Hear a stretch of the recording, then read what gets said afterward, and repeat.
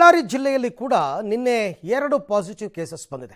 ಬಳ್ಳಾರಿ ಜಿಲ್ಲೆಯಲ್ಲೂ ಕೂಡ, ಆದರೆ ಇದು ರೂಪಾಂತರಿ ತಳಿ ಅಲ್ಲ, ಸಾಮಾನ್ಯ ಕರೋನಾ ಅಂತ ಜಿಲ್ಲಾಡಳಿತ ಹೇಳಿದೆ.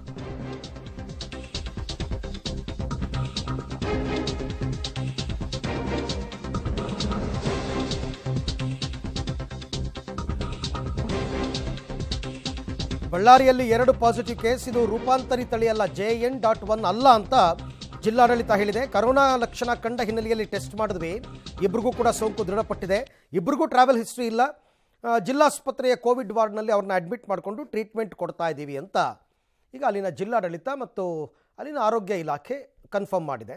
ಸ್ವಲ್ಪ ಸಿಂಪ್ಟಮ್ಸ್ ಕಂಡು ಬಂತು, ಡಾಕ್ಟರ್ಗಳಿಗೆ ಗೊತ್ತಾಗ್ಬಿಡುತ್ತೆ. ಸಾಮಾನ್ಯವಾಗಿ ನೀವು ಏನಾದರೂ ವೈದ್ಯರ ಬಳಿ ಹೋದಾಗ ಸಿಂಪ್ಟಮ್ಸ್ ನೋಡಿದಾಗಲೇ ಅವ್ರಿಗೊಂದು ಡೌಟ್ ಬರುತ್ತೆ, ಯಾತಕ್ಕೂ ಒಂದು ಟೆಸ್ಟ್ ಮಾಡಿಸೋಣ ಅಂತ ಮಾಡಿಸಿದ್ದಾರೆ. ಹಾಗಾಗಿ ಇಬ್ಬರಿಗೂ ಕೂಡ ಮಾಡಿಸಿದಾಗ ಇಬ್ಬರಿಗೂ ಪಾಸಿಟಿವ್ ಬಂದಿದೆ. ಬಂದಿರೋದ್ರಿಂದ ಈಗ ಅವ್ರನ್ನ ಹಾಸ್ಪಿಟ್ಲಲ್ಲಿ ಅಡ್ಮಿಟ್ ಮಾಡ್ಕೊಂಡು ಟ್ರೀಟ್ಮೆಂಟ್ ಕೊಡ್ತಾ ಇದ್ದೀವಿ. ಇದು ತುಂಬ ಸಾಮಾನ್ಯವಾದ ಕರೋನಾ ಅಂತ ಕನ್ಫರ್ಮ್ ಮಾಡಿದ್ದಾರೆ.